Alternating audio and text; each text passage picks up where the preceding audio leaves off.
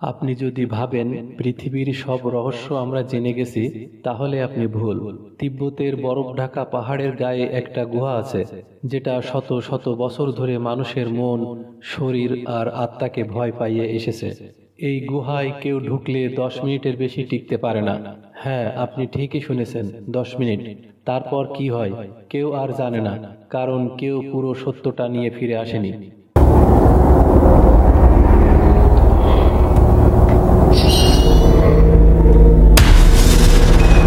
এই গুহার নাম বহু বছর ধরে চেপে রাখা হয়েছে, তবে স্থানীয় সন্ন্যাসীরা একে বলে থুকডাম রংঝং, মানে নিরাপত্তার জীবন্ত কক্ষ।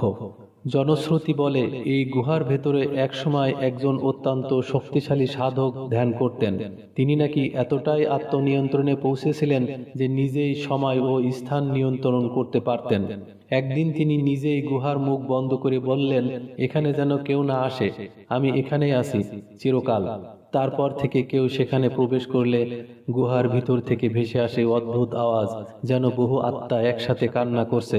অনেকেই বলেন এটা শুধুই বাতাসের খেলা, আবার অনেকেই বলেন এই গুহা সময়কে গিলে খায়। 2011 সালে এক ফরাসি অভিযাত্রী দল এই গুহার খোঁজে যায়। তারা গুহায় ঢোকার জন্য স্যাটেলাইট ম্যাপ ব্যবহার করেন।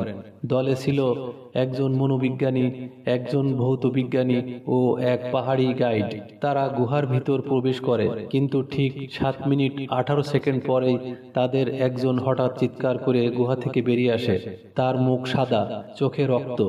সে শুধুই একটাই কথা বলছিল, আমি ছিলাম না, আমি কোথাও হারিয়ে গিয়েছিলাম, কিন্তু আমার শরীর এখানে। পরদিন অভিযানের পুরো দল ফিরে যায় এবং তাদের গবেষণাপত্রে লেখা হয় এই গুহার মধ্যে সময়ের সাথে মানুষের চেতনার এক অদ্ভুত সংঘর্ষ ঘটে। তিব্বতের কিছু বিজ্ঞানী বলেন এই গুহার ভেতরে এমন ধরনের অডিও ম্যাগনেটিক ফ্রিকোয়েন্সি আছে যা মানুষের মস্তিষ্ককে বিভ্রান্ত করে তোলে। অন্যদিকে কিছু বিজ্ঞানী বলেন এখানকার ম্যাগনেটিক ফিল্ড পৃথিবীর সাধারণ গড় মানের চেয়ে 12 গুণ বেশি, যার ফলে মানুষের দেহের রক্তচাপ, হার্ট রেট, এমনকি চিন্তা করার সক্ষমতাও মারাত্মকভাবে বিঘ্নিত হয়।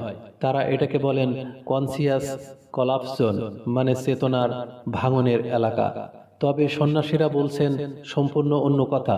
তাদের মতে গুহাটি আসলে ধর্মীয় পরীক্ষা।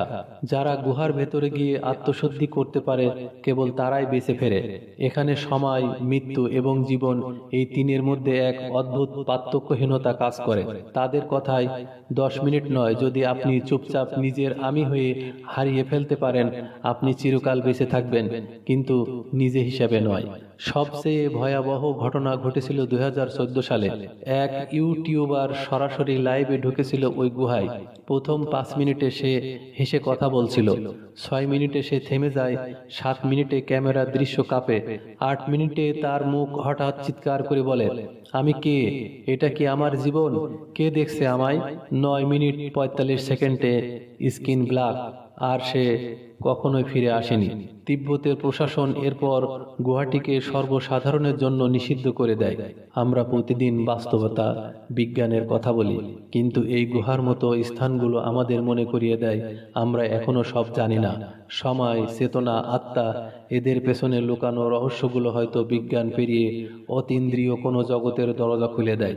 তিব্বতের সেই গুহা এখনো নিঃশব্দে দাঁড়িয়ে আছে। কেউ তাকে চ্যালেঞ্জ করে না, কারণ সময়ের কাছে আমরা সবাই পরাজিত। কিছু দরজা খোলার জন্য নয়, শুধু মনে রাখার জন্য।